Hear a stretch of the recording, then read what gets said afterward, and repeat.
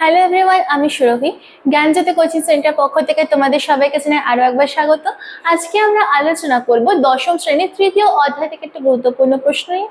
দেখো আমাদের প্রশ্নটি কি আছে, জোয়ার ভাটা কিভাবে সৃষ্টি হয়, অর্থাৎ জোয়ার ভাটা যে রয়েছে সেটা সৃষ্টির যে পদ্ধতি বা কারণ রয়েছে সেটা কিন্তু আজকে আমরা আলোচনা করব।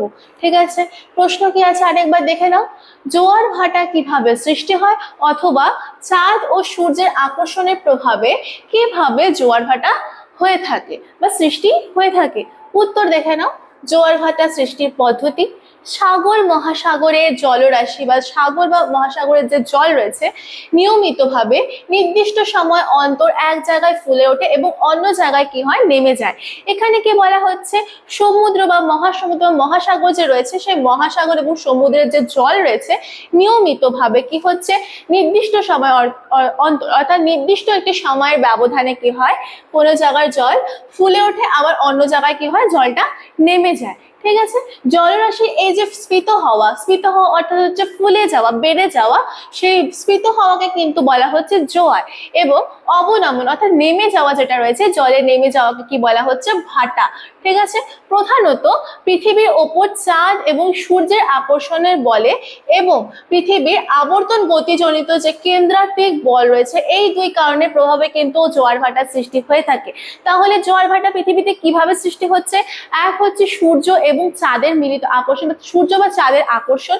আরেকটা হচ্ছে কি দেখো, পৃথিবীর যে আবর্তন গতি রয়েছে, অর্থাৎ পৃথিবী নিজের অক্ষের চারপাশে যে আবর্তন করছে, সে আবর্তন গতির ফলে কিন্তু একটি বলের সৃষ্টি হয় যার নাম হচ্ছে কেন্দ্রাতিক বল। এই বলের কারণে কিন্তু জোয়ার ভাটার সৃষ্টি হয়ে থাকে, অর্থাৎ দুটি কারণে, সূর্য এবং চাঁদের আকর্ষণ এবং কেন্দ্রাতিক বলের কারণে কিন্তু জোয়ার ভাটার সৃষ্টি হচ্ছে। ঠিক আছে, তবে সূর্যের তুলনায় চাঁদ পৃথিবীর কাছে থাকায় কি হচ্ছে, জোয়ার ভাটার সৃষ্টি ক্ষেত্রে কিন্তু চাঁদের আকর্ষণে বেশি। পৃথিবীর সামনে সূর্য বেশি নিকট নাকি হচ্ছে চাঁদ, অবশ্যই চাঁদ। তো চাঁদ সামনে থাকার কারণে কি হচ্ছে, পৃথিবীর অনেক কাছে থাকায় জোয়ার ভাটার সৃষ্টি ক্ষেত্রে কিন্তু চাঁদের আকর্ষণটা বেশি গুরুত্বপূর্ণ বা মুখ্য ভূমিকা পালন করে থাকে। ঠিক আছে, তারপরে কি আসছে দেখো, আবর্তনরত পৃথিবীর যে জায়গা যখন চাঁদের সামনে আসে তখন সে জায়গার জল চাঁদের আকর্ষণে কি হয়, খুব বেশি ফুলে ওঠে। আমরা সবাই জানি যে পৃথিবী কি করছে, নিজের অক্ষের চারপাশে কিন্তু প্রতিনিয়ত আবর্তন করে চলেছে। এই আবর্তন করতে করতে যখন পৃথিবী কোনো দিক চাঁদের কাছাকাছি আসছে বা চাঁদের নিকটে বা সম্মুখীনে আসছে, তখন কি হচ্ছে, সে জায়গার জল চাঁদের আকর্ষণের ফলে কি হচ্ছে, খুব বেশি ফুলে ওঠে বা স্ফীত হয়ে ওঠে। অর্থাৎ সেখানে তখন কি হচ্ছে, জোয়ার। অর্থাৎ যখন হচ্ছে জল ফুলে উঠবে বা স্ফীত হয়ে উঠবে তখন কিন্তু তাকে জোয়ার বলা হচ্ছে। এটাকে কিন্তু মুখ্য জোয়ার কিন্তু বলা হচ্ছে, কারণ চাঁদের আকর্ষণে সরাসরি ভাবে কিন্তু জোয়ারটা সৃষ্টি হচ্ছে। ঠিক এই সময় কি হয়, যখন মুখ্য জোয়ার হচ্ছে সেই সময় চাঁদের আকর্ষণ স্থলে বিপরীত দিকে, অর্থাৎ চাঁদটা যেখানে পৃথিবী আকর্ষণ করছে তার বিপরীত দিকে কি হচ্ছে, প্রতিপাদ্য স্থানের জলরাশি পৃথিবীর আবর্তন গতিজনিত কারণে কি হচ্ছে, কেন্দ্রাতিক বলের প্রভাবে, পৃথিবীর আবর্তনের ফলে তা আগেও বললাম যে একটা বলের সৃষ্টি হয়, যে বলটার নাম হচ্ছে কেন্দ্রাতিক বল। সেই বলের প্রভাবে কি হচ্ছে, কিছুটা স্ফীত হয়ে যায়। অর্থাৎ এক তো হচ্ছে যে স্থানটা পৃথিবী চাঁদের সামনে আছে সেখানে তো জোয়ার হচ্ছে, সাথে সাথে কি হচ্ছে, যে অপোজিট সাইডটা রয়েছে সেখানেও কিন্তু কেন্দ্রাতিক বলের প্রভাবে কিন্তু জোয়ার হচ্ছে। ঠিক আছে, তখনও কিন্তু কি হচ্ছে, সেখানকার জলরাশি ফুলে উঠছে বা বেড়ে যাচ্ছে, সুতরাং কি হচ্ছে, সেখানেও কিন্তু তখন জোয়ার সৃষ্টি হচ্ছে, কিন্তু সেই জোয়ারটাকে কিন্তু গৌণ জোয়ার বলা হচ্ছে।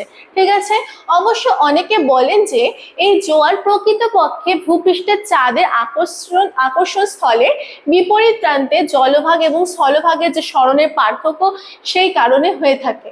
ঠিক আছে, আর এই যে দুইটি স্থানে জোয়ার হয় যখন ঠিক তাদের সমকোণে, অর্থাৎ একটা হচ্ছে চাঁদের সামনে যে জায়গাটা রয়েছে সেখানে জোয়ার হচ্ছে, আর বিপরীত দিকে যেটা রয়েছে জায়গাটা ওখানে তো হচ্ছে কেন্দ্রাতিক বলের জন্য জোয়ার হচ্ছে।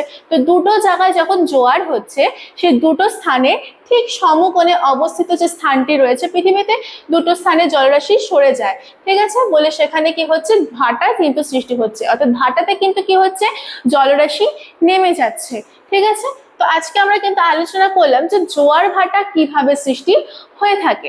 ঠিক আছে, চাঁদ ও সূর্যের আকর্ষণে কিভাবে জোয়ার ভাটার সৃষ্টি হয়, জোয়ার ভাটার সৃষ্টির যে কারণ সেগুলো নিয়ে কিন্তু আলোচনা করলাম। আশা করছি সবাই বুঝতে পেরেছো।